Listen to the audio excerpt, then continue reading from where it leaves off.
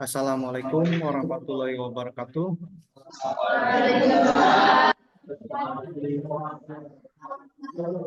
Alhamdulillahirrahmanirrahim. Pada hari ini kita dapat bertemu dan bertatap muka kembali dalam perkuliahan profesi kependidikan. Ya. Hari ini kita akan melaksanakan pertemuan kelima ya dengan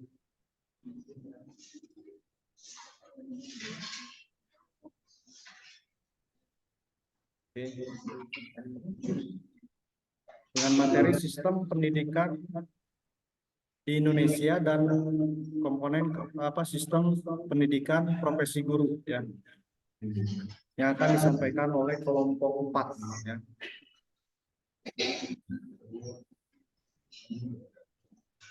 Di sistem pendidikan ya, sistem pendidikan itu sebagaimana yang disampaikan dalam Undang-Undang Sisdiknas ya, tujuannya untuk mencerdaskan kehidupan bangsa. Oke.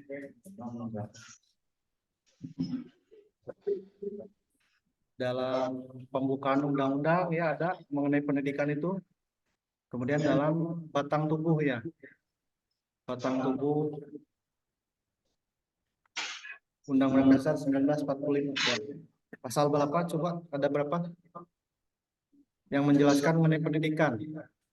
Batang tubuh Undang-Undang Dasar. Batang tubuh Undang-Undang Dasar yang menjelaskan pendidikan.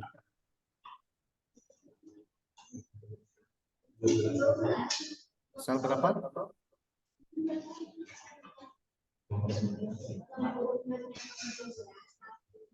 30 atau 31? 30 atau 31 ya. Nah, silakan nanti kalian coba lihat lagi ya. Baik, untuk selanjutnya mari kita buka perkuliahan ini dengan membaca basmalah bersama-sama. Bismillahirrahmanirrahim. Dan selanjutnya waktu dan tempat dipersilahkan pada kelompok 4 ya.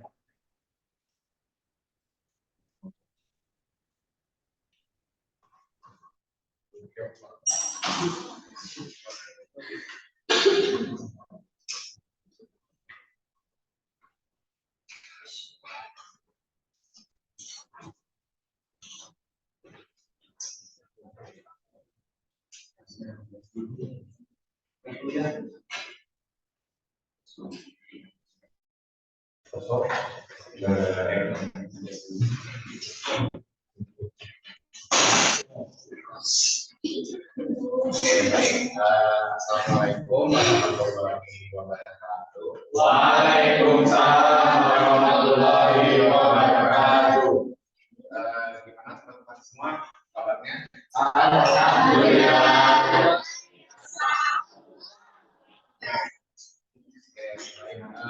Sebelum kita mulai presentasinya, baiknya saya perkenalan dulu ya. Saya sebagai moderator sekaligus pemateri terakhir, dan juga di sini ada sebagai pemateri pertama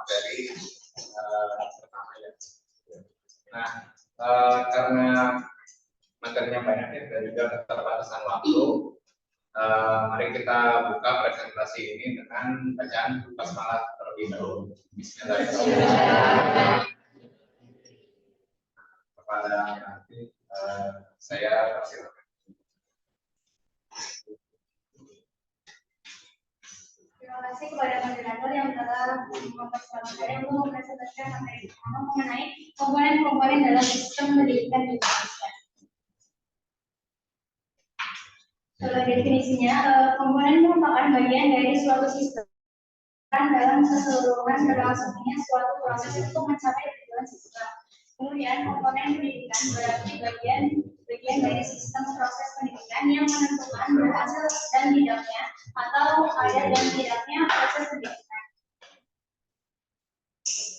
Istilah sistem berasal dari bahasa Yunani yaitu sistema yang berarti sehimpunan bagian atau komponen yang saling berhubungan secara teratur dan merupakan suatu keseluruhan. Pendidikan adalah usaha sadar dan terencana untuk mewujudkan suasana belajar dan proses pembelajaran agar secara aktif mengembangkan potensi dirinya untuk memiliki kekuatan spiritual keagamaan, pengendalian diri, kepribadian, kecerdasan, akal mulia, serta keterampilan yang diperlukan dirinya, masyarakat, bangsa, dan negara menurut Undang-Undang Nomor 20 Tahun 2003 tentang Sistem Pendidikan Nasional.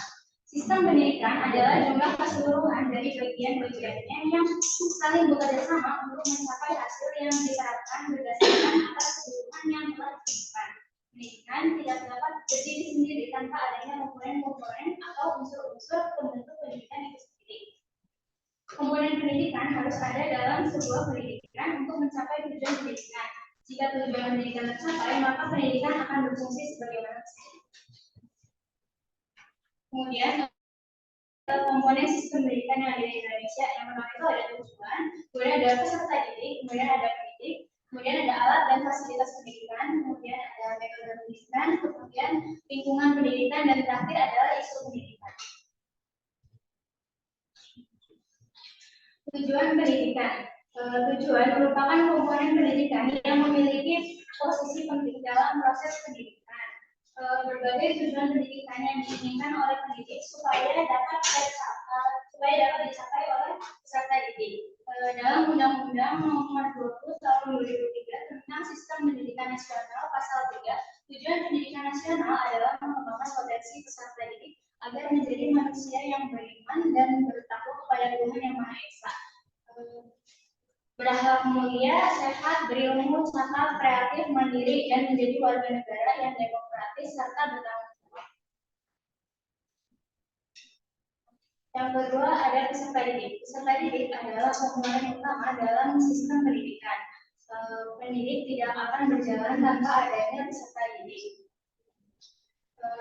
Peserta didik adalah anggota masyarakat yang berusaha mengembangkan kemampuan, potensi, bakat yang ada pada diri mereka melalui proses pembelajaran yang disediakan langsung oleh lembaga pendidikan dan pada jalur atau jenjang dan jenis pendidikan tertentu sesuai dengan usia mereka. Dapat dididik karena mereka memiliki kemampuan, potensi, bakat yang memungkinkan untuk dikembangkan, mempunyai daya eksplorasi atau penjelajah dengan tujuan memperoleh ilmu pengetahuan yang lebih banyak dan dorongan untuk menjadi manusia yang lebih baik. Kemudian ada pendidik.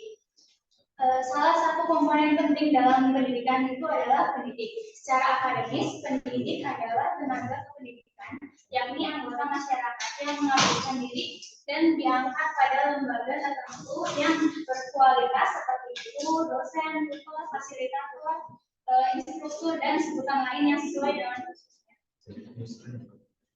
Kemudian pendidik terdapat beberapa jenis pendidik yang tidak terbatas pada pendidik siswa saja. Dilihat dari lembaga pendidikan muncullah beberapa individu yang tergolong pada pendidik. Pertama, guru sebagai pendidik dalam lembaga sekolah, kedua orang tua sebagai pendidik dalam lingkungan keluarga, dan ketiga pemimpin masyarakat yang baik formal maupun non formal sebagai pendidik di lingkungan masyarakat.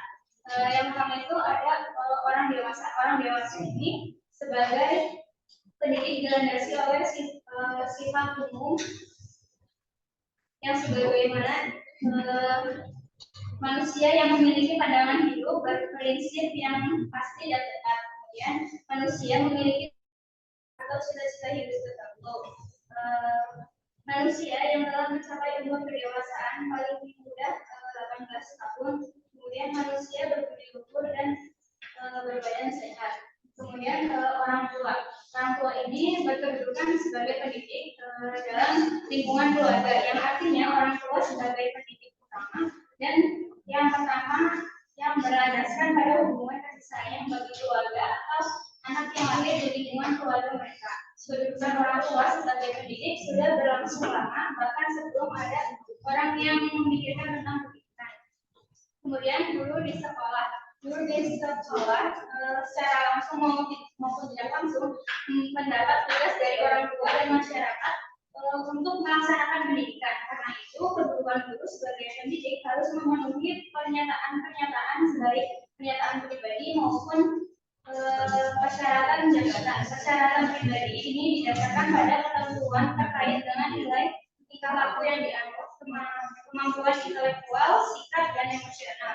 Sedangkan persyaratan jabatan atau profesi terkait dengan pengetahuan yang dimiliki dan berhubungan baik dengan pesan yang ingin disampaikan maupun menyampaikan. Kemudian pemimpin masyarakat dan pemimpin agama. Peran pemimpin masyarakat menjadi pendidik didasarkan pada aktivitas dari pemimpin tersebut dalam mengadakan pembinaan atau bimbingan kepada anggota masyarakat yang dipimpin. Pimpinan keagamaan sebagai pendidik tampak pada aktivitas pembinaan atau pengembangan sifat kerohanian manusia yang didasarkan pada nilai-nilai keagamaan.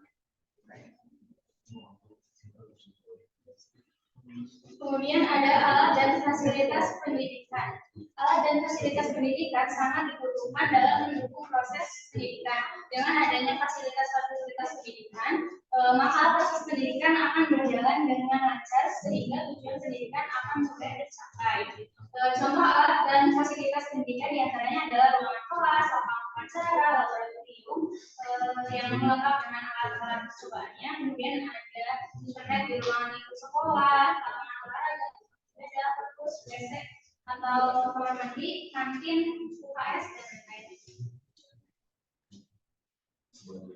Kemudian ada metode pendidikan. Salah satu hal yang harus dilakukan oleh guru adalah dapat menguasai keadaan kelas sehingga tercipta suasana belajar yang menyenangkan. Dengan demikian, guru harus menerapkan metode pembelajaran yang sesuai dengan karakteristik peserta didiknya. Terdapat metode yang dilakukan dalam pembelajaran, yaitu ada metode diskusi, ada ceramah, dan metode demonstrasi. Ini adalah metode mengajar dengan menyampaikan informasi secara tulisan atas bahan pembelajaran kepada siswa untuk mencapai tujuan belajar tertentu dalam jumlah yang relatif besar. Kelebihan dari metode ceramah ini, guru mudah menguasai kelas, kemudian guru mudah menerangkan bahan pelajaran, terus dapat diikuti oleh peserta didik dan mudah dilaksanakan. Kemudian kekurangan dari metode ceramah ini membuat siswa menjadi pasif, karena kan yang aktif gurunya ya. Kemudian bila terlalu lama siswa kan menjadi bosan. Kemudian metode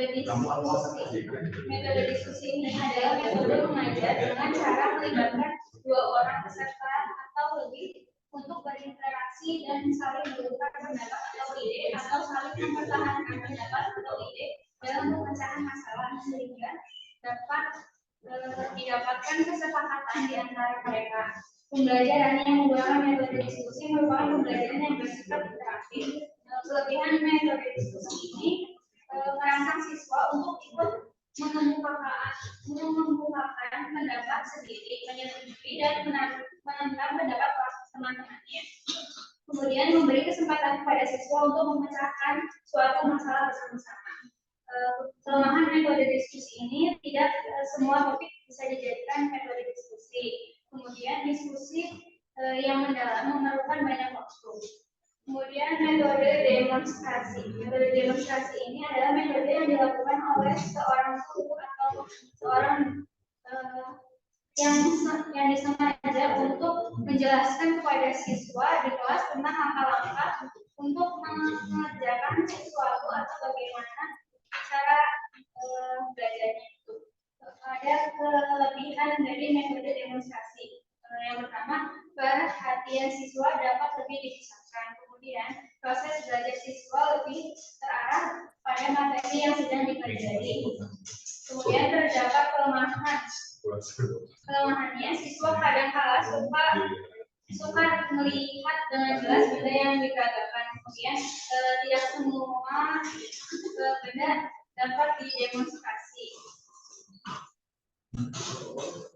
Kemudian ada lingkungan pendidikan adalah segala sesuatu yang ada di luar dari anak yang ada di alam semesta dan yang memberikan pengaruh terhadap perkembangannya. Dengan kata lain, lingkungan pendidikan merupakan latar tempat berlangsungnya proses pendidikan.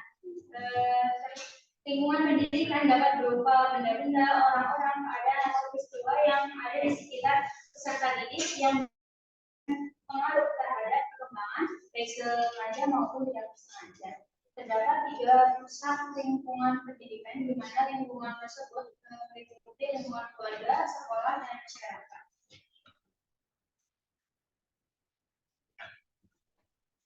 Dalam lingkungan keluarga itu adalah yang pertama dan yang paling pertama karena keluarga memiliki pengaruh yang kuat terhadap perkembangan kepribadian anak yang berada di tengah kehidupan keluarga tersebut. Oleh karena itu tugas utama keluarga dalam pendidikan anak adalah pendidikan dasar bagi pendidikan akhlak dan pandangan hidup keagamaan. Kemudian ada lingkungan sekolah sebagai lembaga pendidikan yang secara resmi menyelenggarakan kegiatan pembelajaran secara sistematis, berencana, sengaja, dan terarah.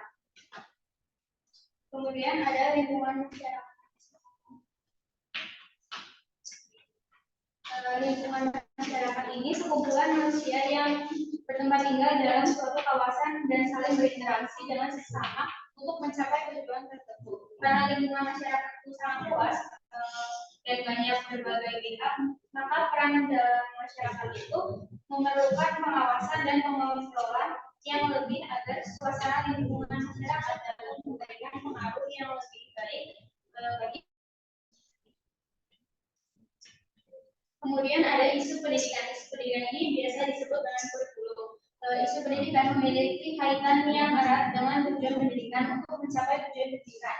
Perlu disampaikan kepada peserta didik isi atau bahan pelajaran apa yang digunakan sebagai pedoman penyelenggaraan kegiatan pembelajaran atau disebut sebagai kurikulum. Ada macam-macam isu pendidikan yang terdiri dari pendidikan agama, pendidikan moral, pendidikan estetis, kemudian pendidikan sosial, pendidikan keluarga negaraan, pendidikan intelektual, pendidikan keterampilan, dan pendidikan jasmani.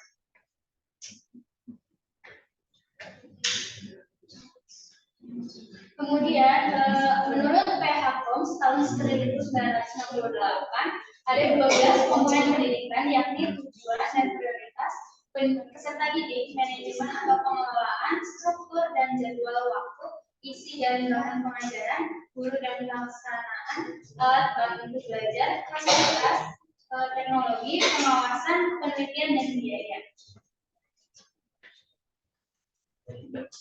Yang pertama, tujuan dan prioritas. Tujuan dan prioritas merupakan fungsi yang mengarahkan kegiatan.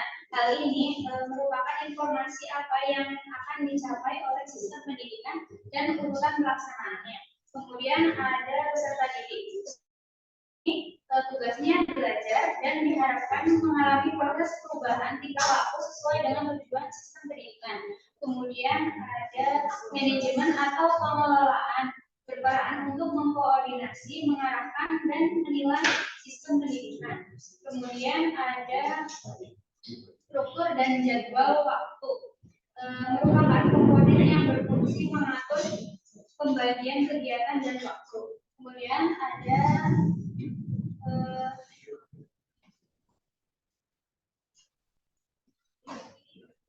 ada isi dan bahan.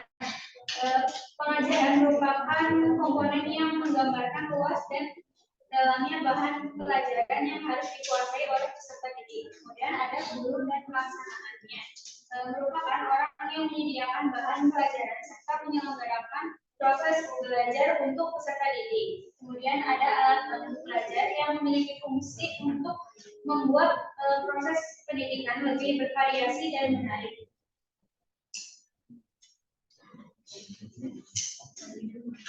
Kemudian ada fasilitas yang merupakan tempat terjadinya kegiatan pembelajaran.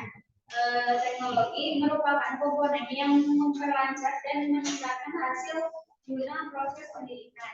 Kemudian pengawasan mutu yang merupakan komponen yang berfungsi membina standar pendidikan. Kemudian ada penelitian yaitu biaya, fungsi memperbaiki serta mengembangkan ilmu pengetahuan. Kemudian ada sistem pendidikan formal dan non formal.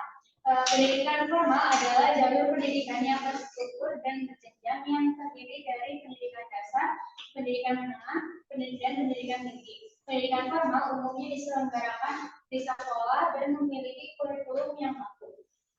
Pendidikan non formal adalah jalur pendidikan di luar pendidikan formal yang dapat dilaksanakan secara terstruktur dan berjenjang. Pendidikan non formal bertujuan untuk mengembangkan potensi dan keterampilan tertentu. Nah, terdapat perbedaan antara pendidikan formal dan non formal. Yang pertama dari struktur. Kalau pendidikan formal itu terstruktur dan berjenjang. Kemudian pendidikan non formal itu tidak terstruktur dan tidak berjenjang. Kemudian dari segi tujuan, pendidikan formal itu mempersiapkan peserta didik untuk melanjutkan pendidikan ke jenjang berikutnya. Sedangkan pendidikan non formal mengembangkan potensi dan keterampilan tertentu. Kemudian dari kurikulum itu baku dan wajib, sedangkan non formal itu fleksibel dan disesuaikan dengan kebutuhan peserta didik. Kemudian ijazahnya kalau ijazah, kalau pendidikan non formal tidak selalu.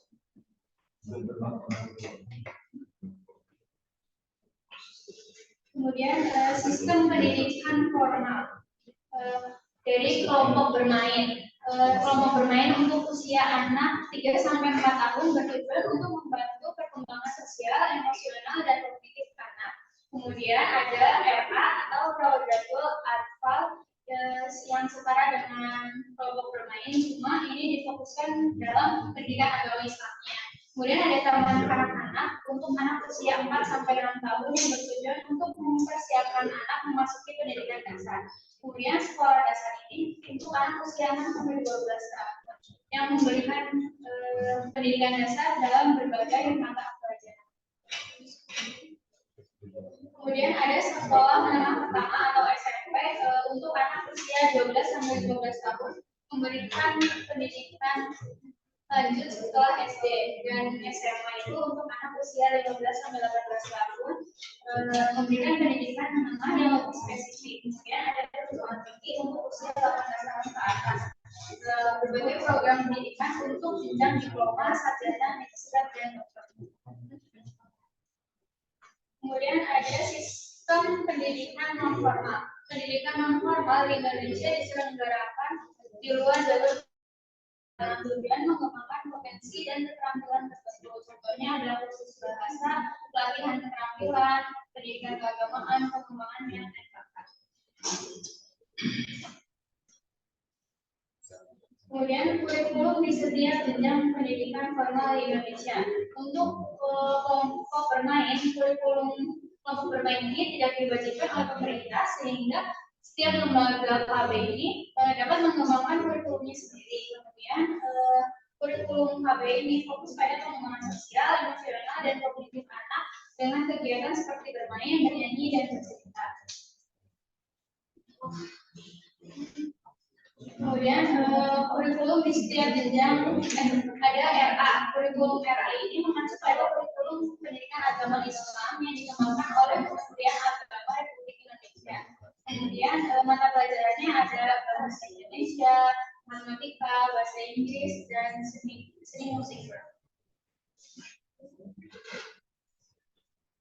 Kemudian ada taman kanak-kanak. Kurikulum mereka mengacu pada kurikulum Merdeka yang diluncurkan oleh Kemendikbudristek pada tahun 2022.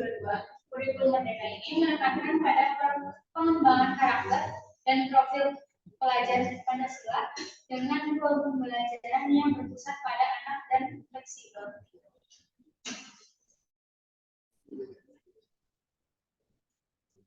Kemudian ada SD. SD ini mengacu pada kurikulum Merdeka yang diluncurkan oleh Kemendikbudristek pada tahun 2022. Kurikulum Merdeka memuat mata pelajaran wajib seperti bahasa Indonesia, matematika, ilmu pengetahuan alam dan sosial atau IPA, pendidikan agama dan budaya seperti PABK, dan seni budaya. Kemudian ada sekolah juga dapat memilih mata pelajaran pilihan sesuai dengan kebutuhan dan minat peserta didik. Kemudian dari sekolah menengah ini sudah kurikulum Merdeka juga pada tahun 2022 yang memuat mata pelajaran wajib seperti bahasa Indonesia, matematika, IPA, IPS, bahasa Inggris, PABP, dan pendidikan jasmani. Kemudian sekolah juga boleh memilih mata pelajaran sesuai dengan kebutuhan dan minat peserta didik.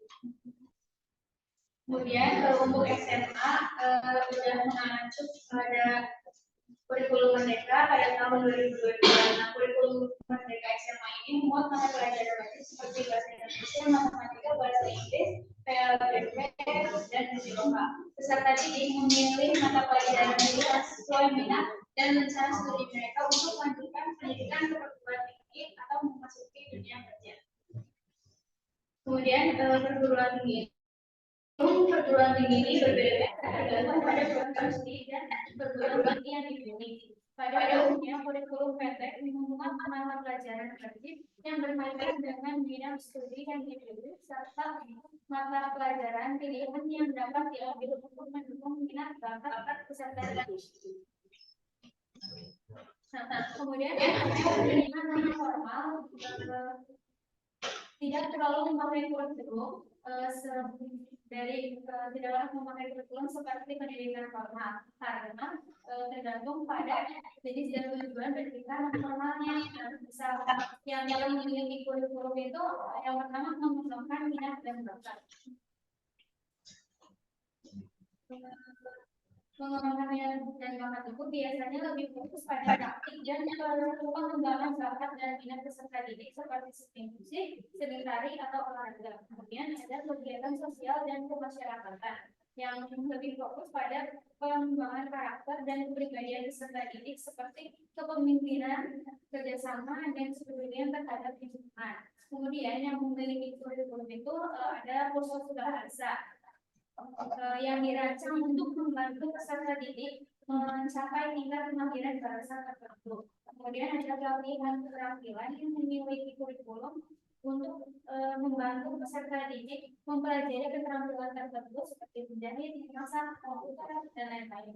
Kemudian pendidikan agama memiliki kurikulum yang dirancang untuk membantu peserta didik mempelajari agama tertentu.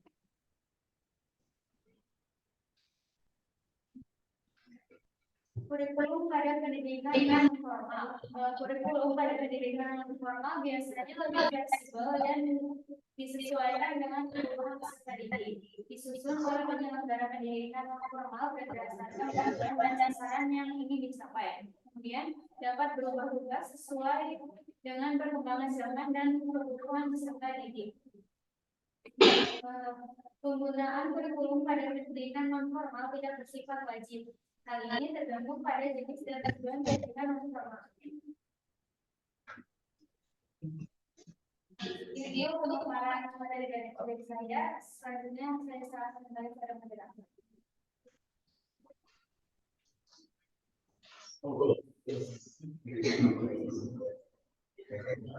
Baik, terima kasih kepada Minantin sudah memaparkan tadi tentang materi pertamanya. Kemudian saya akan memaparkan materi tentang penggunaan kurikulum Merdeka di jenjang pendidikan. Penggunaan kurikulum Merdeka di jenjang pendidikan formal berdasarkan informasi terbaru, kurikulum Merdeka belum digunakan di semua jenjang pendidikan formal di Indonesia. Untuk kelompok bermain dan Laudatul Atfal, kurikulum ini tidak kelompok bermain dan Laudatul Atfal masih belum diwajibkan oleh pemerintah, sehingga setiap lembaga mengembangkan kurikulumnya sendiri. Lalu untuk pertama kurikulum Merdeka untuk TK sudah diluncurkan pada tahun 2022 dan mulai diimplementasikan secara bertahap. Pada tahun 2023 sekitar 20% TK di Indonesia sudah menerapkan kurikulum Merdeka. Lalu kurikulum Merdeka untuk sekolah dasar itu sudah diluncurkan pada tahun 2022 dan mulai diimplementasikan secara bertahap. Pada tahun 2023 sekitar 40% dari Indonesia sudah menggunakan kurikulum Merdeka. Untuk SMP, kurikulum Merdeka untuk SMP baru diluncurkan pada tahun 2023 belum diimplementasikan secara luas. Sekolah-sekolah yang menerapkan kurikulum Merdeka SMP harus mengikuti proses seleksi terlebih dahulu. Untuk SMA baru diluncurkan pada tahun 2023 dan belum diimplementasikan secara luas. Sekolah-sekolah yang ingin menerapkan kurikulum merdeka juga harus mengikuti proses seleksi. Untuk kurikulum PC atau kurikulum itu berbeda-beda pada program studi dan program tadi yang di kurikulum merdeka tidak diwajibkan untuk perguruan tinggi. Nah, untuk sekolah-sekolah yang belum menerapkan kurikulum merdeka, rata-rata masih menggunakan kurikulum sebelumnya, yaitu KTSP atau pengajaran dan peneksisan dari kurikulum tingkat satuan pendidikan atau kurikulum 2013. Sekolah-sekolah yang belum menerapkan kurikulum merdeka dapat mendaftar melalui platform DNK mengajar. Kemendikbudristek menyediakan berbagai sumber daya yang membantu sekolah-sekolah dalam mengimplementasikan kurikulum merdeka. Nah, di sini ada tentang simplifikasi atau bisa disebut sistem pendidikan nasional. Sesuai namanya, undang-undang ini mengatur terkait sistem pendidikan di Indonesia dalam berbagai aspek.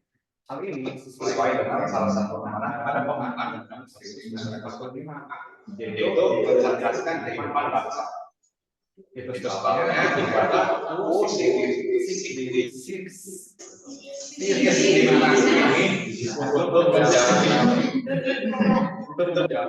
sistem pendidikan nasional yang mampu menjamin pemerataan akses pendidikan, peningkatan mutu hingga relevansi dan efisiensi pendidikan secara terarah, terencana serta berkesinambungan.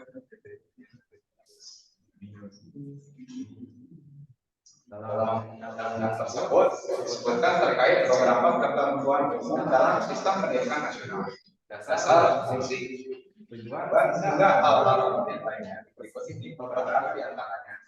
Nah, yang pertama itu ada definisi pendidikan dan sistem pendidikan nasional. Menurut Undang-Undang Nomor 20 Tahun 2003, pendidikan adalah usaha sadar dan berencana untuk mewujudkan proses belajar serta proses pembelajaran dan kapasitas secara aktif, mengembangkan potensi dirinya, memiliki kekuatan diri keagamaan, pengendalian diri kepribadian, kecerdasan, tahap mulia serta pelajaran yang diperlukan dirinya, dan juga masyarakat untuk bangsa dan negara. Pendidikan nasional merupakan pendidikan yang berdasarkan Pancasila serta Undang-Undang 1945 dengan tetap berakar pada nilai agama dan kebudayaan nasional Indonesia. Sekaligus tanggap terhadap perubahan zaman. Jadi sistem pendidikan nasional didefinisikan sebagai seluruh komponen pendidikan yang saling berhubungan atau terkait secara terpadu dalam rangka mencapai tujuan pendidikan nasional. Lalu untuk poin yang kedua yaitu pihak yang terlibat dalam sistem pendidikan nasional. Undang-Undang Sisdiknas menyebutkan 3 pihak dalam sistem pendidikan nasional, yaitu meliputi peserta didik, tenaga pendidikan, serta pendidik. Sesuai namanya, peserta didik adalah murid atau siswa yang akan menempuh pendidikan atau proses pembelajaran. Sementara itu, tenaga pendidikan merupakan pihak yang mengabdikan diri dan diangkat dalam tujuan menunjang penyelenggaraan pendidikan. Sedangkan pendidik merupakan tenaga pendidikan yang sudah berkualifikasi sebagai guru, dosen, tutor, atau sejenisnya, yang berpartisipasi dalam menyelenggarakan pendidikan. Selain 3 pihak tadi, komponen penting lainnya yang juga terlibat dalam sistem pendidikan nasional adalah satuan pendidikan, yaitu kelompok yang menyelenggarakan layanan pendidikan pada jalur, jenjang, serta jenis tertentu. Poin ketiga yaitu tentang jalur, jenjang, dan jenis pendidikan. Undang-Undang Sisdiknas ini juga mengatur terkait jalur, jenjang, dan jenis pendidikan nasional yang berlaku di Indonesia. jalurnya sendiri terdiri atas tadi yang disebutkan pendidikan formal, non formal, baik dengan sistem terbuka, tatap muka maupun jarak jauh. Selanjutnya, jenjang pendidikan formal terdiri atas pendidikan dasar SD sampai SMP atau sederajat, menengah, SMA, serta pendidikan tinggi atau di universitas. Sedangkan jenis pendidikan diantaranya meliputi pendidikan umum, kejuruan, akademik, vokasi, profesi, keagamaan, serta khusus. Lalu poin keempat ada kebijakan wajib belajar. Melalui undang-undang ini pula ditetapkan ketentuan yang menyebutkan bahwa setiap warga negara yang berusia 7 sampai 15 tahun dapat mengikuti program wajib belajar. Wajib belajar ini merupakan tanggung jawab negara yang diselenggarakan bersama, di mana pemerintah dan pemerintah daerah wajib menjamin terselenggaranya program wajib belajar minimal untuk jenjang pendidikan dasar SD sampai SMP tanpa. Lalu poin kelima, standar nasional pendidikan dan kurikulum. Dalam rangka mencapai berbagai tujuan dan visi-misi di bidang kependidikan, maka undang-undang ini juga mengatur terkait standar nasional pendidikan.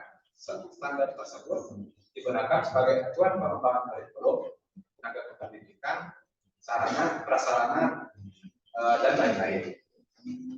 Nah, salah satu aspek penting dalam standar tersebut adalah kurikulum. Karena itu, Undang-Undang Nomor 20 Tahun 2003 mengatur bahwa kurikulum untuk setiap jenjang dan jenis pendidikan perlu dikembangkan melalui prinsip diversifikasi menurut satuan pendidikan, potensi daerah, serta pendidik. Nah, ada latar belakang mengenai undang-undang Sisdiknas ini. Menurut sejarah, undang-undang terkait sistem pendidikan nasional nomor 20 tahun 2003 tidak lanjut begitu saja. Bahkan sempat melalui perdebatan sengit yang berujung pada unjuk rasa dan ancaman disintegrasi. Di sisi lain, undang-undang ini dibuat dengan maksud sebagai solusi formal atas krisis pendidikan pada Indonesia pada masa ini. Sehingga Undang-Undang Sisdiknas Nomor 20 Tahun 2003 sebenarnya merupakan respon atas tuntutan reformasi pendidikan yang semakin mendesak.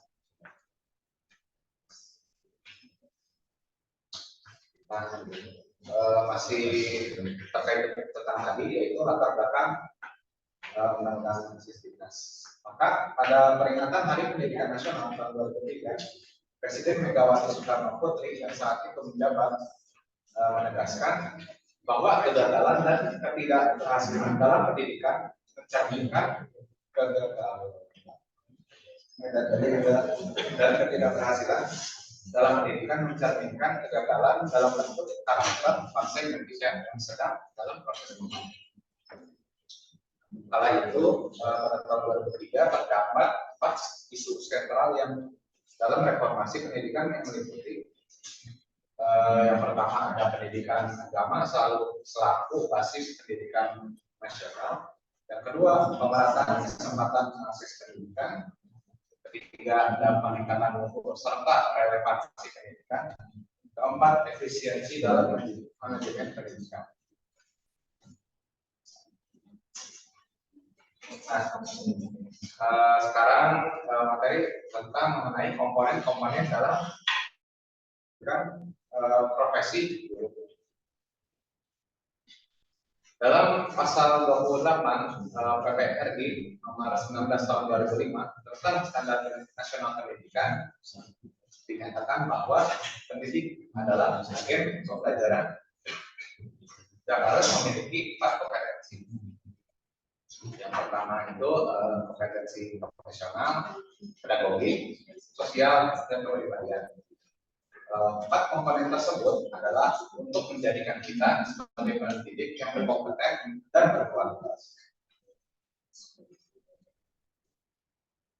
Menurut Sugiono dan Haryanto pada tahun 2011 nomor 125, perkembangan kehidupan yang semakin kompleks dan penuh tantangan menuntut guru bekerja lebih maksimal dalam mempersiapkan siswanya menghadapi perubahan-perubahan zaman yang terus berkembang dan kompleks tersebut.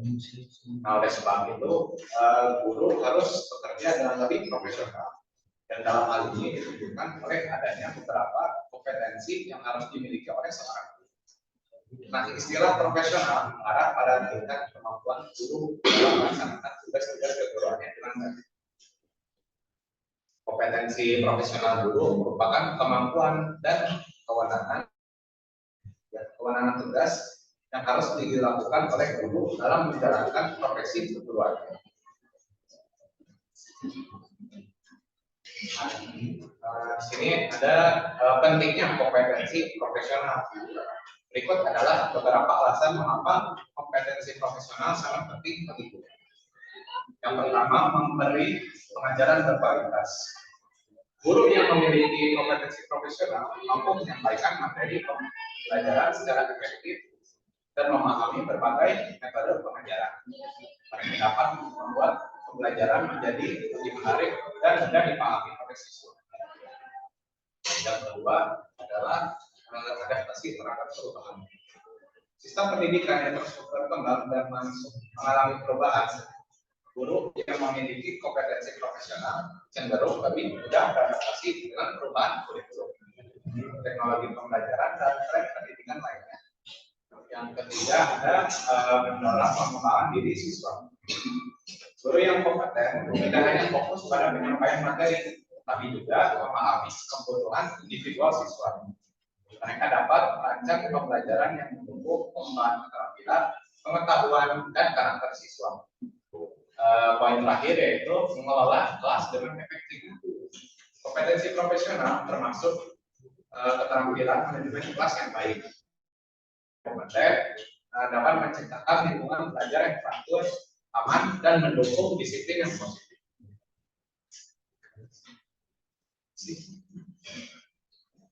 Nah, di sini ada tentang kompetensi pedagogis.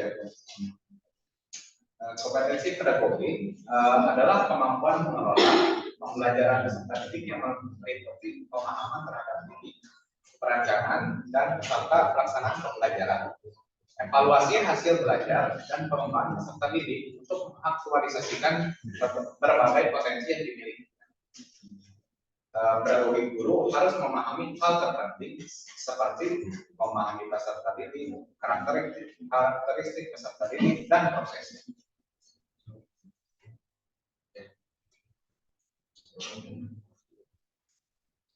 Kebutuhan kompetensi pedagogis.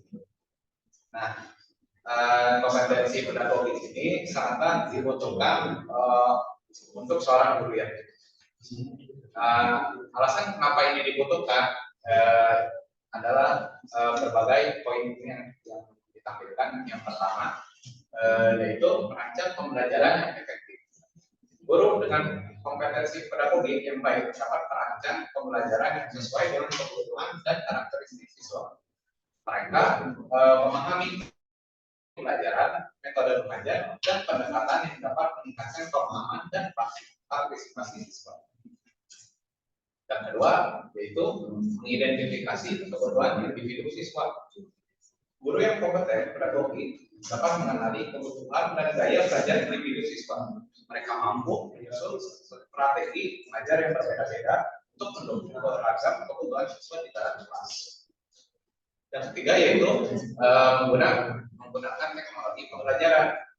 Di era modern, penggunaan teknologi dalam pembelajaran menjadi semakin penting.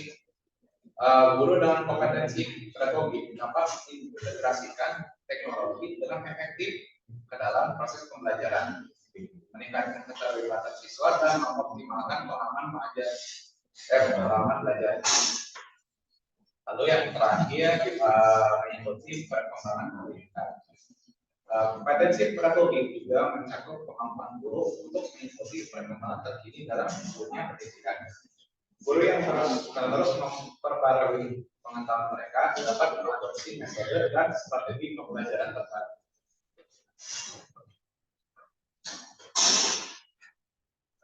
Belum. Berdasarkan kodrat manusia sebagai makhluk sosial dan makhluk etis, seorang guru harus dapat memperlakukan peserta didik dan bertujuan agar tercapai optimalisasi potensi pada diri masing-masing peserta didik. Ia harus memahami dan menerapkan prinsip belajar humanistik yang beranggapan bahwa keberhasilan belajar ditentukan oleh kemampuan yang ada pada diri peserta didik tersebut. Nah, itu kan kompetensi secara kognitif. Nah, sekarang ada 6 kompetensi sosial. Kompetensi sosial adalah suatu kemampuan individu dalam berinteraksi secara efektif dengan lingkungan dan memberi pengaruh kepada orang lain demi mencapai tujuan dalam konteks sosial tertentu yang disesuaikan dengan budaya, lingkungan, dan situasi yang dihadapi, serta nilai yang dianut oleh individu. Nah, seorang guru dituntut harus mampu berkomunikasi dan bergaul secara efektif dengan peserta didik, mampu berkomunikasi dengan sesama pendidik dan tenaga pendidikan. Dan yang terakhir adalah mampu berkomunikasi dan bergaul dengan orang tua wali peserta didik dan masyarakat. Nah, sekarang tentang kompetensi kepribadian. Berdasarkan sebagai makhluk individu dan sebagai makhluk Tuhan, seorang guru wajib menguasai pengetahuan yang akan diajarkannya kepada peserta didik secara benar dan bertanggung jawab.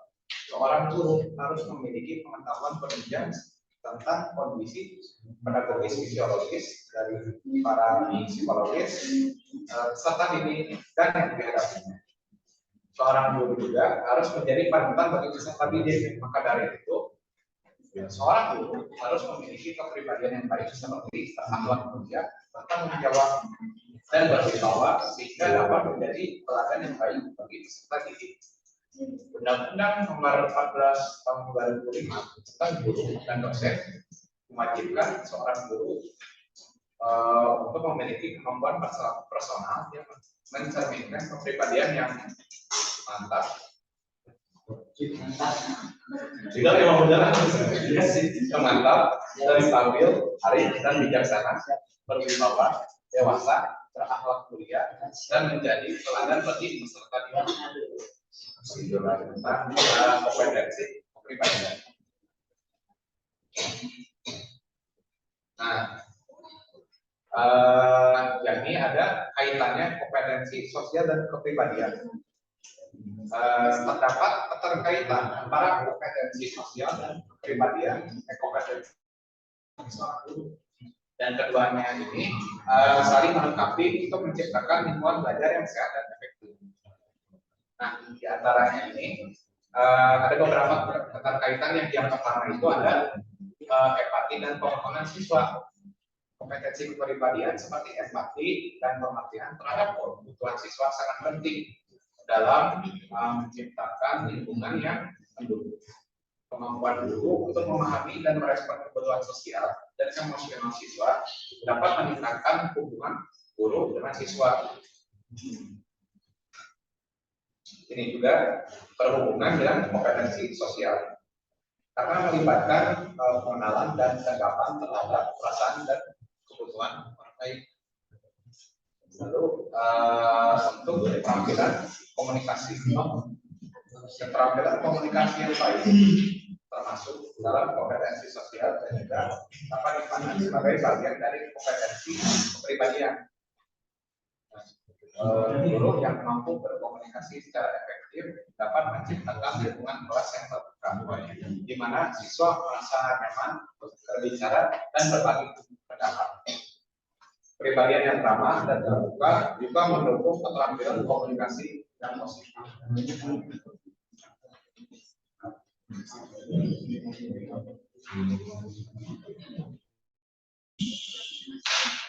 Ada kemudian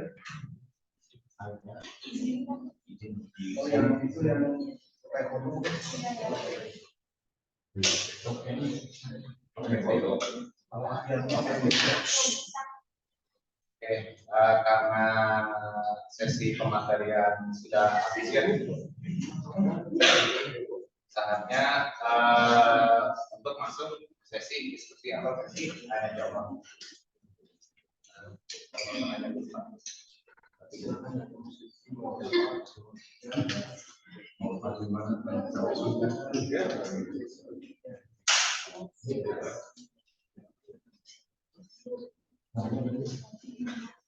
Nah, untuk yang ingin bertanya saat ini cukup 2 orang saja ya. Kalau waktunya masih ada sesi kedua. Nah, saya hitung dari 3 sampai 1 ya untuk angkat tangan yang ingin bertanya. Siapa cepat? Dia bertanya. Silakan. Dia bisa bercepat, dia cepat. Ya. Oke. Siap. 3, 2, 1.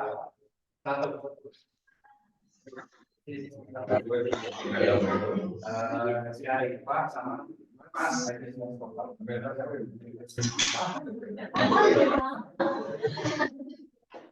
Baik, terima kasih pada kelompok ini. Langsung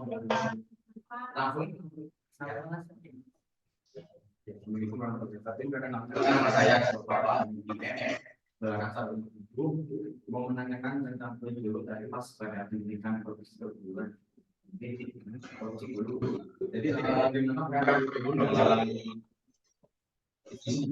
dalam sistem pendidikan profesi perguruan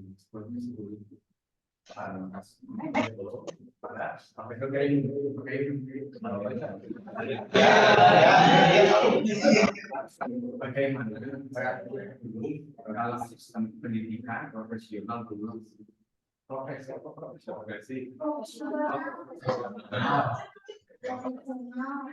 salah ya. Terima kasih. Lanjut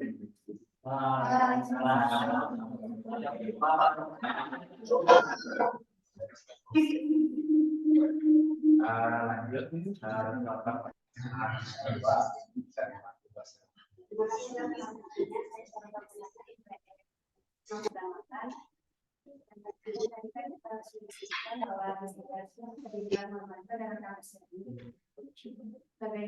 Bagaimana dari siswa akselerasi mahasiswa tersebut tidak sesuai dengan rentang usia yang tadi sudah disampaikan pada dunia pendidikan formal.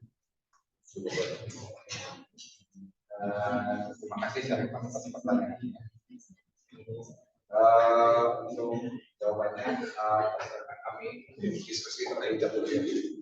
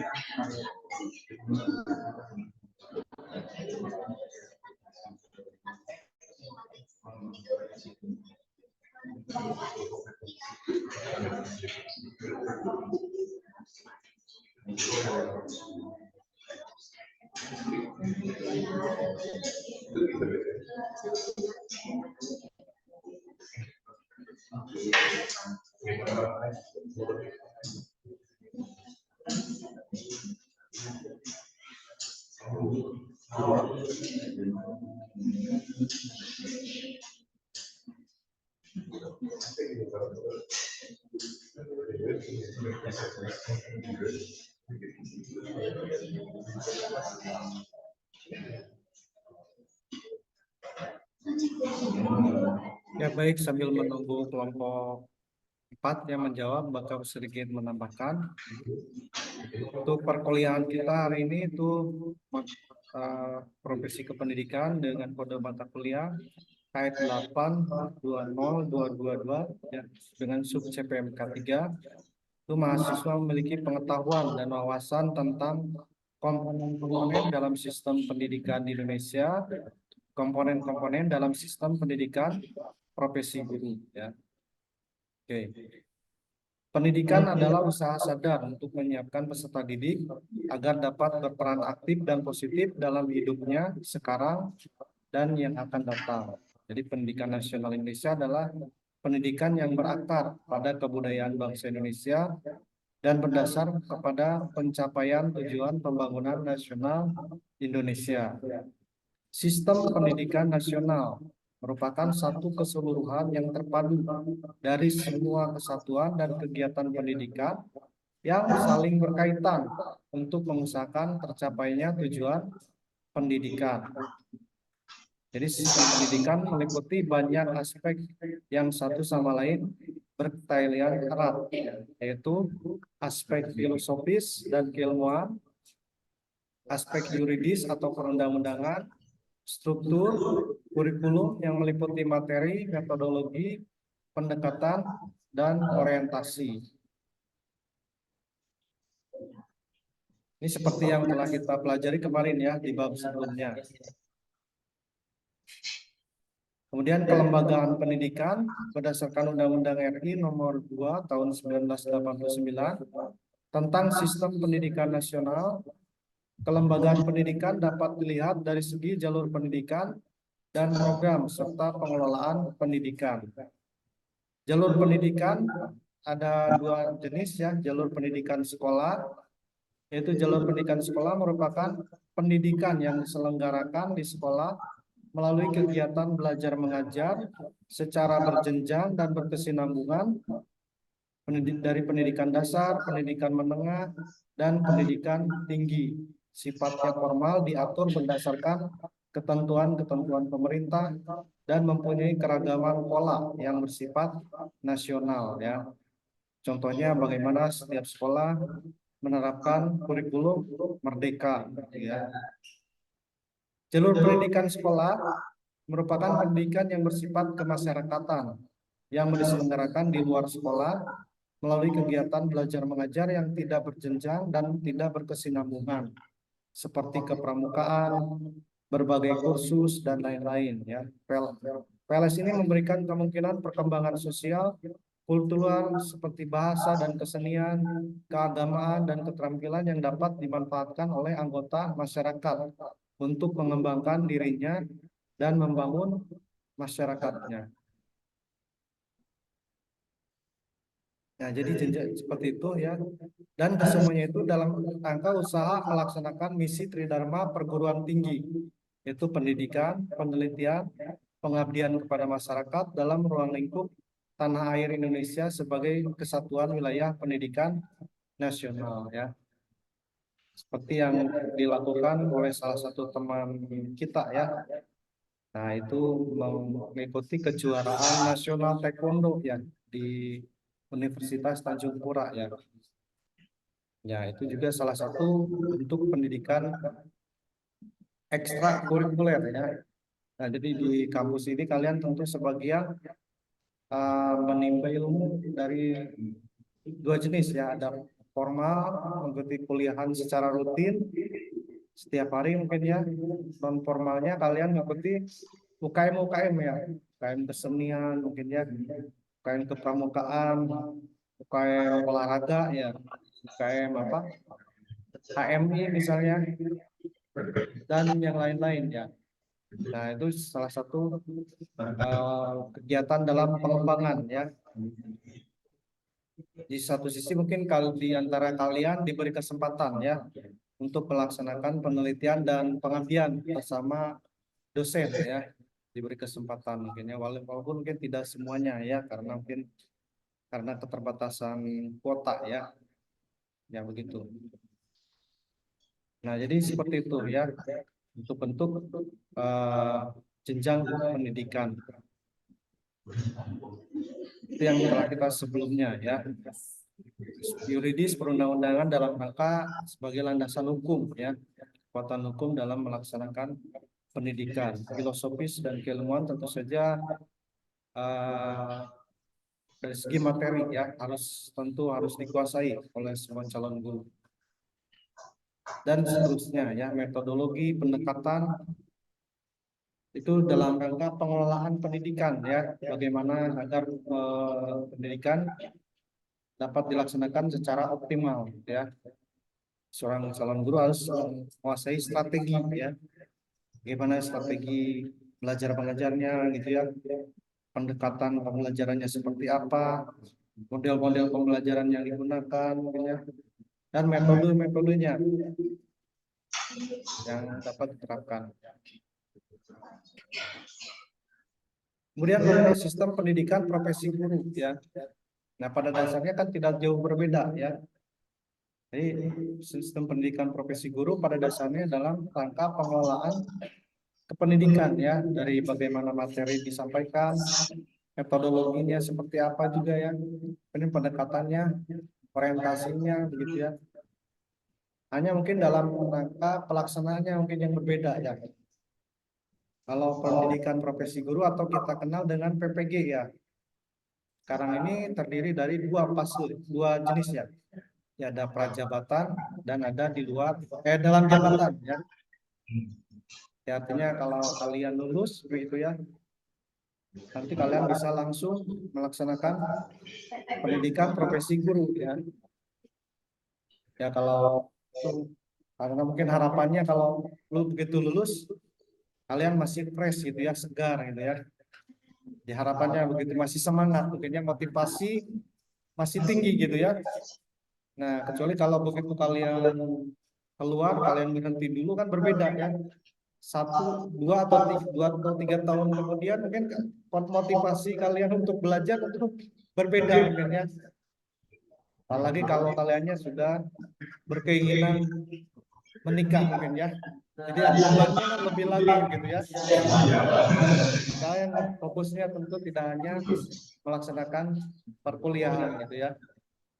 Ya syukur-syukur kalau kalian begitu lulus mengikuti tes seleksi PNS mungkin ya, bisa langsung lulus, jadi langsung ikut ke PPG dalam jabatan gitu ya, langsung.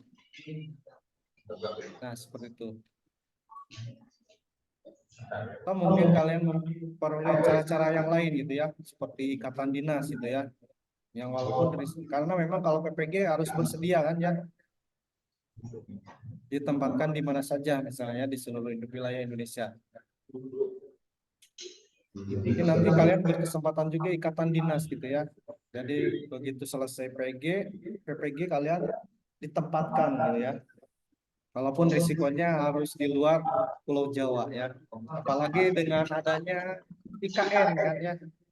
Dengan IKN kan peluang kerja lebih besar ya. Hanya mungkin harus bersedia ditempatkan di wilayah luar Indonesia ya. Salah satunya di Pulau Kalimantan ya, sebagai calon ibu kota negara ya, misalnya. Jadi itu peluang baru juga ya kalian. Nah PPG ini pelaksanaannya pilihannya 2 gitu ya, prajabatan dan ada dalam jabatan ya, pendidikan profesi guru itu. Kalau prajabatan nanti kalian setelah lulus bisa langsung PPG gitu ya, dengan harapan motivasi kalian untuk belajar kan masih tinggi gitu ya, masih semangat gitu ya. Karena kan risikonya kalau kalian semakin lama berhenti gitu ya, tanpa mengalami pembelajaran lain, motivasi kan itu berbeda ya. Seperti yang dialami kakak-kakak kalian gitu ya, yang sudah 5 tahun gitu ya, ada yang 4 tahun kembali lagi, untuk PPG kan motivasi mereka berbeda gitu ya, sedikit kurang. Nah, itu mengenai PPG ya. Dan tentu ada persyaratan juga ya. Salah satunya untuk prajabatan kan tidak boleh memiliki NUPTK ya, harus mengundurkan diri dari NUPTK juga kalau prajabatan. Jadi nanti kalian kalau ini harus pasti gitu ya, mau prajabatan aja pilih gitu ya. Jadi nantinya kan tanggung. Kalau kalian misalnya begitu keluar ke sekolah dulu bekerja dapat NUPTK gitu ya. Itu kan urusannya makin panjang gitu ya. Jadi kalian harus stop dulu dari NUPTK gitu kan, ribet lagi ya, misalnya seperti itu. Sayang kalau kalian sudah dapat bekerja gitu ya. Kalau NUPTK kan biasanya kalau sudah mengabdi diberikan NUPTK ya. Nah itu kan kalau mau PPG prajabatan harus dilepas dulu gitu ya, NUPTK-nya juga harus mengundurkan diri. Nah itu risiko beratnya lagi gitu ya kalau kalian sudah bekerja gitu ya. Jadi diusahakan kalau kalian masih leluasa, masih bebas gitu ya, belum punya tanggungan seperti pekerjaan-pekerjaan yang terikat gitu ya, langsung saja gitu ya saran Papa untuk menempuh PPG prajabatan gitu ya. Daripada nanti kan banyak setelah kalau bekerja kan ada UNPTK gitu ya misalnya, kan harus mengundurkan diri gitu ya, sayang kan itu ya. Misalnya seperti itu.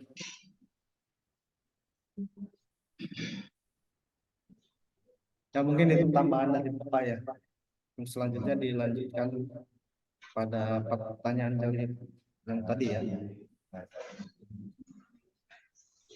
Izin menjawab pertanyaan dari saya mengenai siswa yang ikut akselerasi di mana siswa tersebut tidak sesuai dengan data fungsinya yang dari sudah disampaikan. Siswa akselerasi adalah siswa yang mengikuti program percepatan pendidikan sehingga mereka dapat menyelesaikan pendidikan formal dalam waktu yang lebih singkat dibandingkan dengan siswa reguler. Hal ini memungkinkan siswa yang memiliki kemampuan belajar yang lebih cepat untuk berkembang secara optimal. Terkait dengan data usia, memang terdapat standar usia di sini yang pendidikan formal. Namun perlu diingat bahwa setiap anak memiliki kecepatan belajar yang berbeda-beda. Ada yang belajar dengan cepat, ada yang lebih lambat. Bagi anak yang belajar lebih cepat, program akselerasi ini dapat menjadi pilihan yang tepat untuk siswa tersebut. Kemudian ada kelebihan dari siswa akselerasi memberikan kesempatan bagi siswa yang memiliki kemampuan belajar yang lebih cepat untuk berkembang secara optimal. Kemudian mencegah siswa bosan dan frustasi pada siswa yang belajar lebih cepat. Kemudian kekurangannya adalah siswa yang memiliki akselerasi mungkin mengalami kesulitan dalam beradaptasi dengan lingkungan sosial yang lebih baru. Kemudian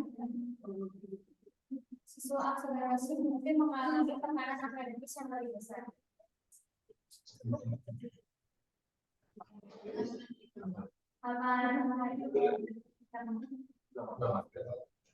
Ya dari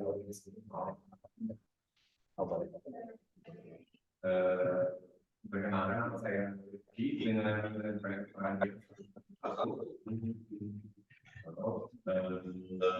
ini namanya tadi sudah saya juga setuju dengan apa yang dikatakan terkait saya mendapatkan dari psikologi anaknya. Nah, menurut saya peserta didik siswa yang mengikuti acara itu kemungkinan besar psikologisnya itu siap gitu. Karena tidak sedikit itu dalam akselerasi ketika misalkan dengan itu akselerasi di SMP dan SMA. Jadi total pendidikan itu sekitar 10 tahun. Misalkan anak itu masuk 6 tahun ya, dengan ketika sudah lulus SMA dia usia 16 tahun. Sedangkan di kuliah itu ya tadi kan beban akademiknya itu lebih berat. Nah, gitu. Sedangkan yang di umur yang segitu itu dia belum siap gitu untuk menopang beban yang berat. Akhirnya menurut saya meskipun mungkin anak yang cepat itu akan bosan ketika belajar dengan lambat, tapi ketika dia perlu cepat, malah dia akan sendiri gitu di luar dari yang akan tidak takut. Dia jadi kemana-mana jadi malah main-main.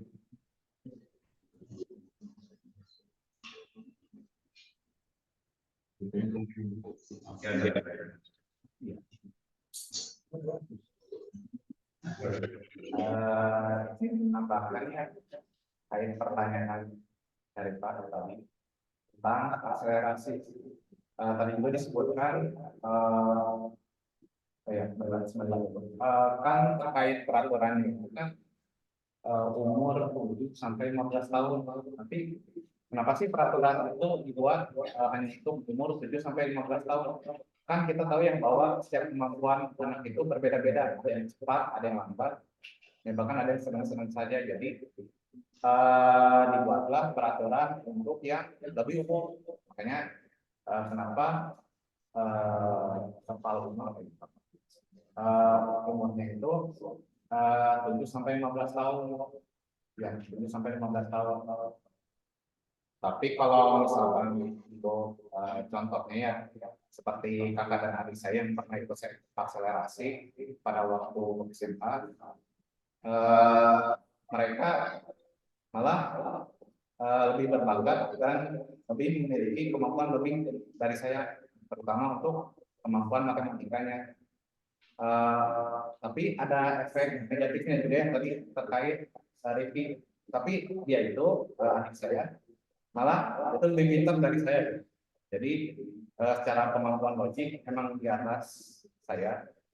Tapi ya itu tadi mungkin ada beberapa karakter atau mungkin emosinya yang belum siap. Nah, adik saya itu nakal, bawel, dan juga begitu belum dewasa. Berbeda berbanding terbalik dengan kakak saya yang lebih dewasa, walaupun pada saat SMA ya gitulah sudah dapat karakter dewasanya. Jadi ya kalaupun bisa berkembang cepat ya kenapa enggak lakukan akselerasi saja, selama itu memiliki tujuan positif dan juga adanya perkembangan anak itu lebih cepat. Nah, usia sekarang itu kan rentan ya terhadap masa depan ataupun pekerjaan. Iya, ya, saya sedikit. Ya. Lanjut ke pertanyaan kedua ya, yaitu yang disampaikan oleh Mas Haji tentang bagaimana peran kurikulum dalam pendidikan profesional guru. Nah, untuk peran kurikulum itu sendiri ada banyaknya untuk peran. Kenapa sih guru butuh kurikulum? Nah, yang pertama itu, mengapa guru butuh kurikulum itu sebagai pedoman.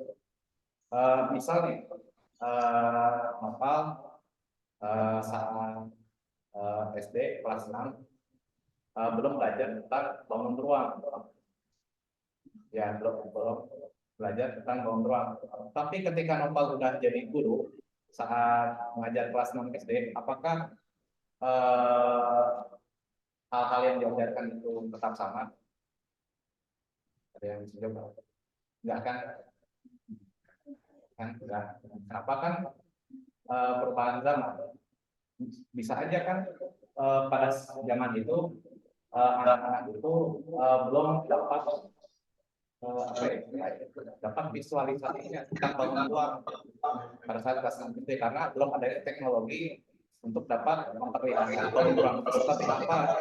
Tapi kan kalau dalam zaman sekarang itu kan sekarang lebih dipermudah ya, contohnya ada GeoGebra dan aplikasi matematika lainnya. Jadi makanya dari itu kurikulum itu bisa berubah-ubah dan juga harus tetap berpegang teguh terhadap kurikulum. Nah, itu. Nah, dan juga ada beberapa poin lainnya seperti sebagai tujuan pengembangan profesional. Nah, terkait yang telah disampaikan tadi, ya, kurikulum itu kan membantu guru untuk mengembangkan kompetensi profesionalnya. Kan kadang kurikulum itu ada kata-kata guru harus dapat menerangkan materi-materi ini, atau guru dapat mengembangkan peserta didik menjelaskan materi-materi sekian. Nah, itulah kenapa kurikulum juga memiliki peran penting. Nah, yang ketiga juga sebagai alat evaluasi. Nah, itu tadi kenapa kurikulum itu selalu berubah-ubah dari tahun 2003, 2013 sampai kurikulum Merdeka. Nah, itu juga sebagai alat evaluasi dari guru, baik kurikulum itu sendiri, sehingga kurikulum itu dapat mengevaluasi hasil kinerja guru dan tahu apa sih kelemahan-kelemahan dari kurikulum yang telah diterapkan pada masa lalu. Dan terakhirnya itu ya sebagai sarana inovasi yang itu tadi terkait dengan evaluasi. Inovasi paling pembaruan terhadap teknologi atau pengetahuan. Atau mungkin ada tambahan dari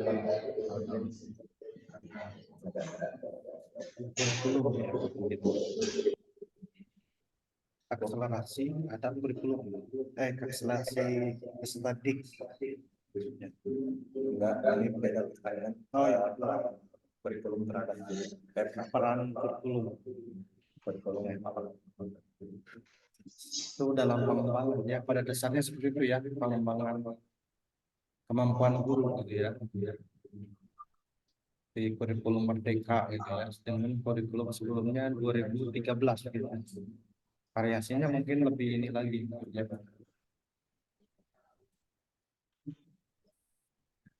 Oke, bagaimana, ada lagi ditambah lagi sesinya atau cukup?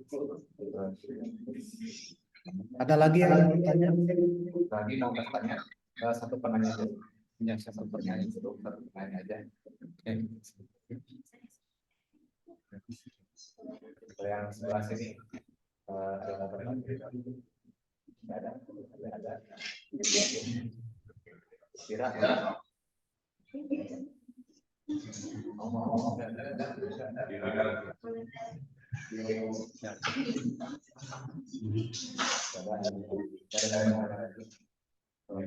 tadi siapa Tira baju biru sudah ya.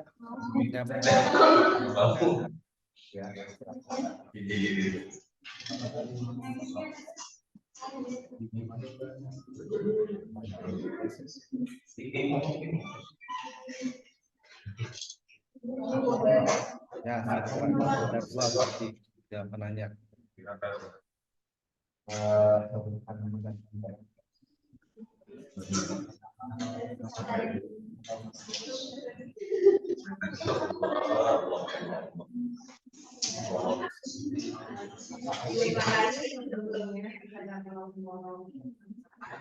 Perkenalkan, nama saya Nurul Juliati dengan PMK sebenarnya 129. Kan tadi bahwa di sekolah SMA kurikulum itu baru dijalankan pada tahun 2023. Nah, kan menerapkan kurikulum itu harus mengikuti seleksi.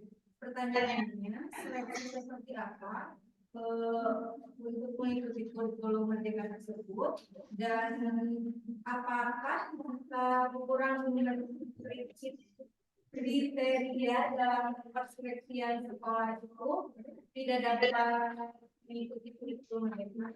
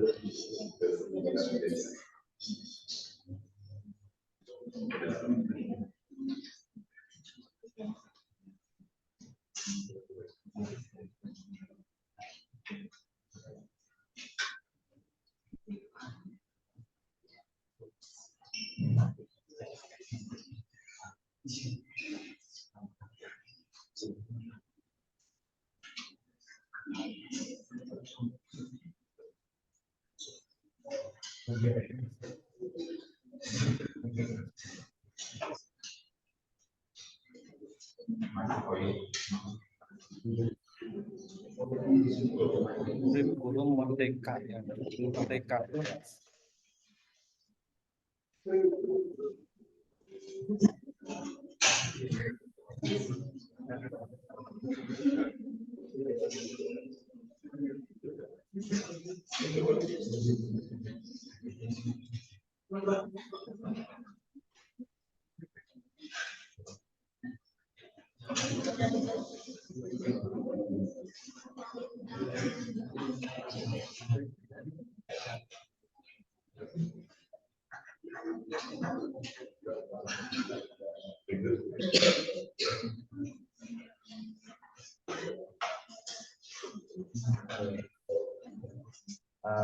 terkait pertanyaan tadi ya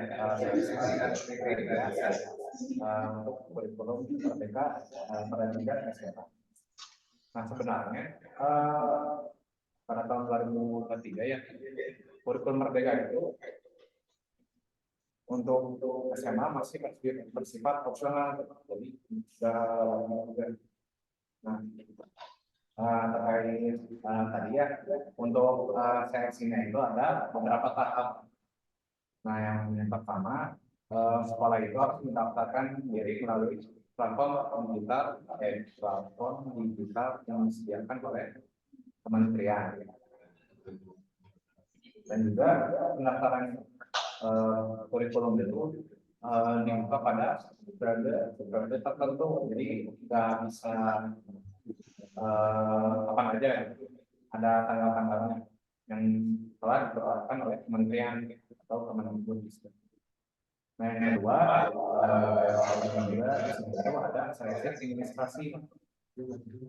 Nah Kemendikbud akan verifikasi terhadap dokumen yang diunggah oleh sekolah pada saat pendaftaran. Jadi dokumen itu harus diverifikasi terlebih dahulu. Apalagi sekolah saja yang menerapkan kurikulum merdeka, melainkan ada dua ataupun ratusan ribu sekolah yang ingin melakukan verifikasi. Terus, nah dokumennya itu seperti ini dari kepala desa, komitmen dari pemilik sekolah, yang ketiga juga ketersediaan guru kemudian yang terakhir ada sarana dan prasarana yang memadai. Jadi ada banyak syarat-syarat terutama yang harus dilalui mengenai untuk menerapkan kurikulum merdeka sekolah. Nah,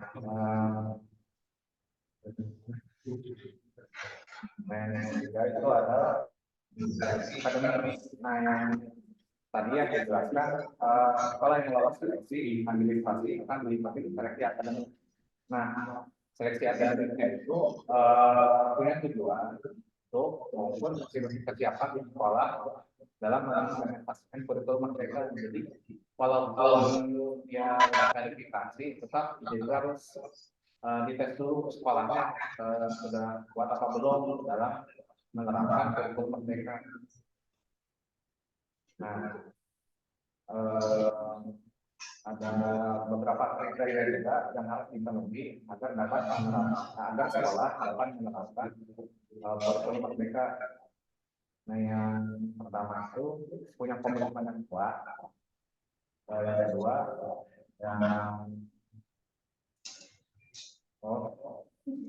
memiliki guru yang kompeten dan bersedia memberi pelatihan kurikulum merdeka.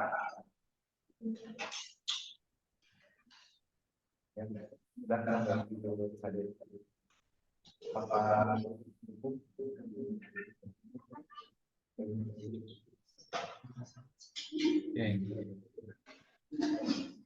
Yang mana? Masih ada pertanyaan? Menambahkan berdasarkan pengalamannya barangkali.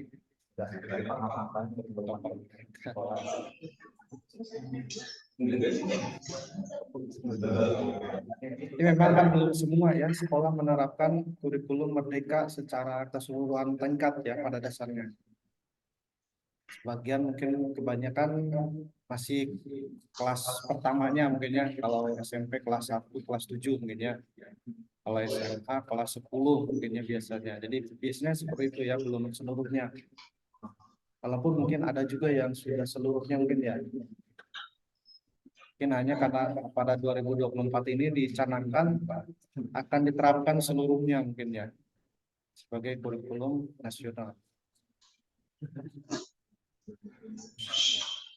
Ya, mungkin sedikit ini sedikit dari studi anggapan sekarang gitu Pak. Kenapa sih kalau saya kita di kurikulum KTSN dan kurikulum itu semua sekolah kenapa gitu Pak dari kurikulum gitu. Menurut kita dari KTSN ke kurikulum tapi kita dari kenapa hanya sebagian ya? Kalau melihat dari itu seperti ketika kemudian seperti kurikulum yang menyesuaikan dengan sekolah, tapi ketika merdeka malah sekolah yang menyesuaikan dengan kurikulum. Itu apa ya, di satu sisi kan kurikulum merdeka itu suatu hal yang baru juga gitu ya. Jadi selain harus koordinasikan dengan berbagai pihak juga gitu ya, penelaahan kembali kan, juga dalam penerapannya gitu. Nanti kan butuh proses itu ya, selain percobaan dulu mungkinnya implementasi, latihan dulu mungkinnya apakah ini uji coba kecocokannya gitu ya. Sehingga mungkin itu yang sedikit lama gitu ya dibanding kurikulum sebelumnya gitu ya.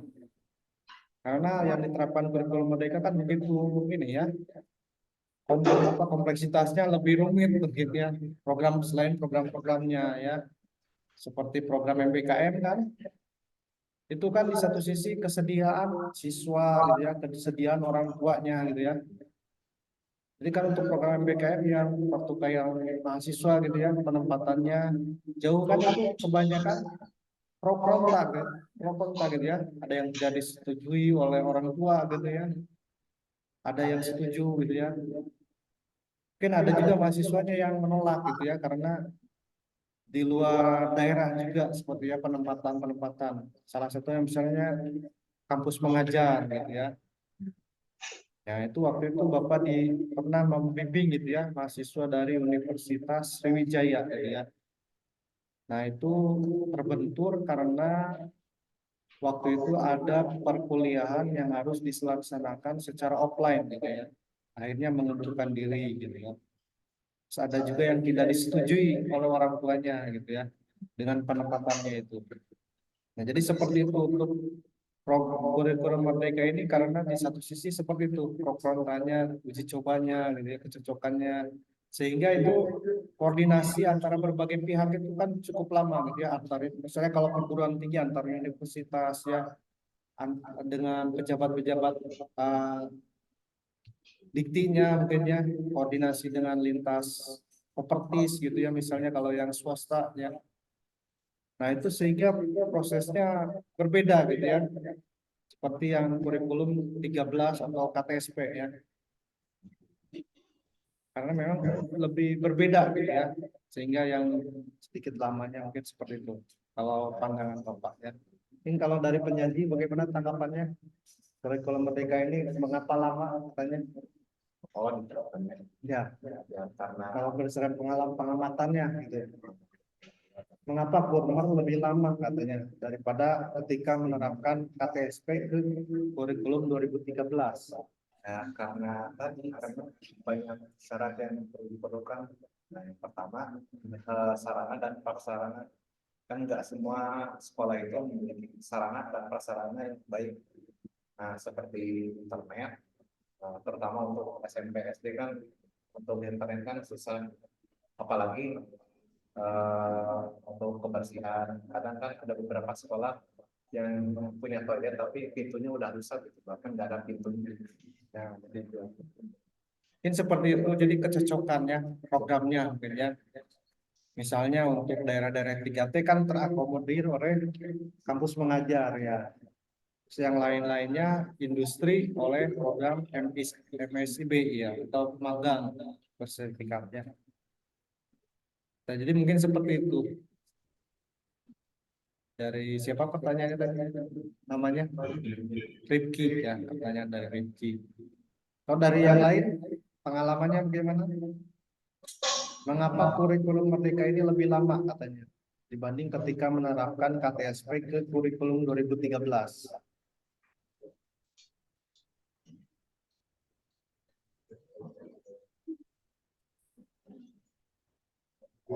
Ada yang mau menanggapi yang lainnya?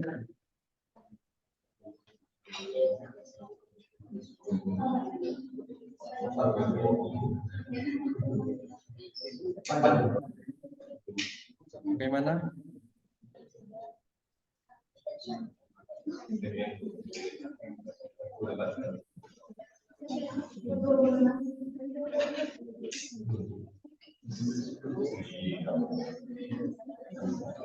Cukup saja. Cukup, baik. Mungkin karena waktunya ya, mungkin sudah cukup ya. Oke, mungkin ditutup saja ya. Kemudian diberikan kesimpulan ya. Kesimpulan penutupnya.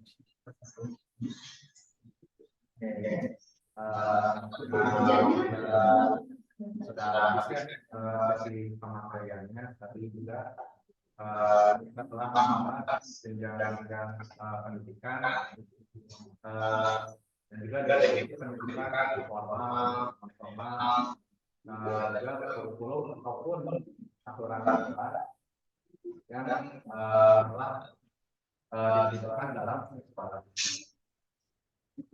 Untuk kesimpulan sendiri, kurikulum itu masih belum digunakan sepanjang pendidikan formal di Indonesia. Nah, saat ini kurikulum merdeka juga sedang dalam tahap implementasi terhadap jenjang TK dan SD.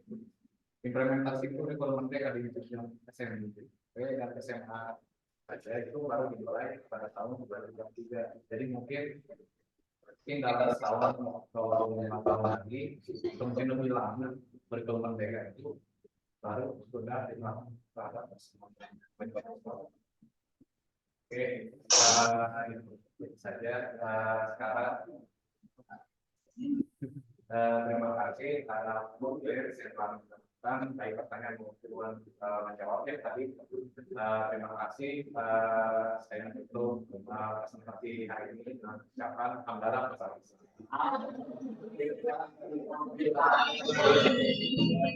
Oke, terima kasih Pak audiens baik.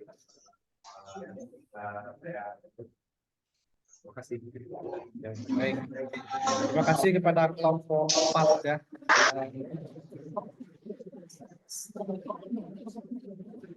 Jadi demikian untuk sistem pendidikan di Indonesia dan sistem pendidikan profesi guru ya.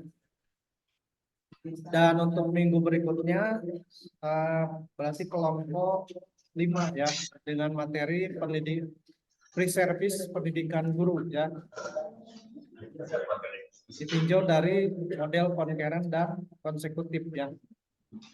Oke, silakan kelompok berikutnya agar mempersiapkan diri ya. Oke, demikian ya untuk perkuliahan hari ini. Bapak perkembangan itu gimana? Mana ada apakah Oh, sudah.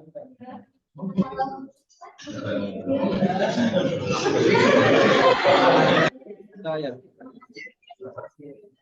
Ya mungkin alternatifnya kalau tidak ada ruangan, ya mungkin di daring aja ya mungkin solusinya. Hari Kamisnya, karena kan yang ini juga rehabilitas daring ya, karena tidak ada ruangan. Kecuali kalau mau offline, mungkin mencari ruangan di jam yang lain ya. Karena kan kalau wisuda kan tidak harus ditutup ya seluruhnya, tidak ada akses jalan sama sekali biasanya ya, penutupan. Kecuali diganti hari gitu ya, ke hari Jumat.